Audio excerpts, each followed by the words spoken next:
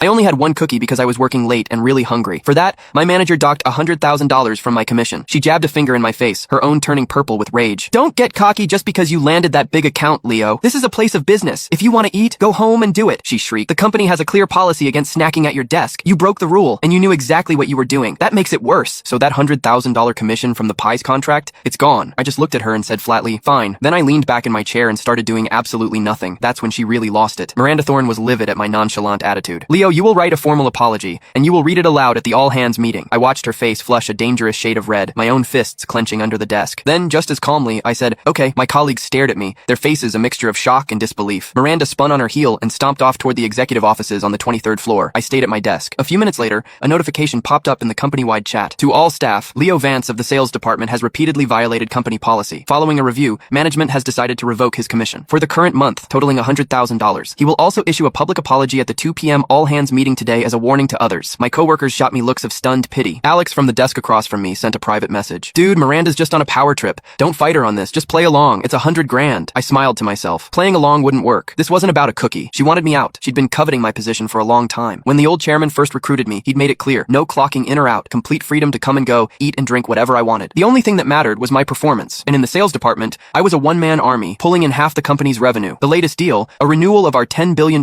contract with Peace Corp, took me only a week to lock down. Miranda probably thought my job was too easy. The jealousy was eating her alive. I replied to Alex, just wait. This afternoon isn't just about my public shaming. They're bringing in my replacement. Alex's icon showed a shocked emoji. I ignored it and calmly began organizing all my client files, printing out hard copies of everything. Then, I factory reset my company phone. Once that was done, I started writing my apology. Miranda came down once during that time, a smug, triumphant smirk on her face when she saw me typing away. At 2 o'clock, she personally escorted me to the 23rd floor conference room. Over 100 employees were seated, waiting. Miranda's voice boomed through the microphone. Let me reiterate, a company is a place of work, not your living room. We have repeatedly asked you to maintain a professional environment, but some people just don't listen. And don't think you're special just because the chairman himself hired you. Anyone can make a few phone calls, have a nice dinner, and sign a contract. Leo, get up here and deliver your apology. Let everyone see what happens when you disrespect the rules. I stood up and walked to the front, feeling the mix of pity and morbid curiosity from the crowd. Miss Thorne is right. I shouldn't have eaten a cookie at my desk. From this day forward, I will strictly adhere to all company policies and never cross the line again. Ms. Thorne, I'm not a man of many words. You told me not to eat, so I won't. My job as a salesperson isn't that important anyway. It's good that you finally understand. And given your repeated infractions, the executive team has decided to remove you from your position as sales director. You are now a junior sales associate. And this, she announced, gesturing to a greasy-looking man beside her,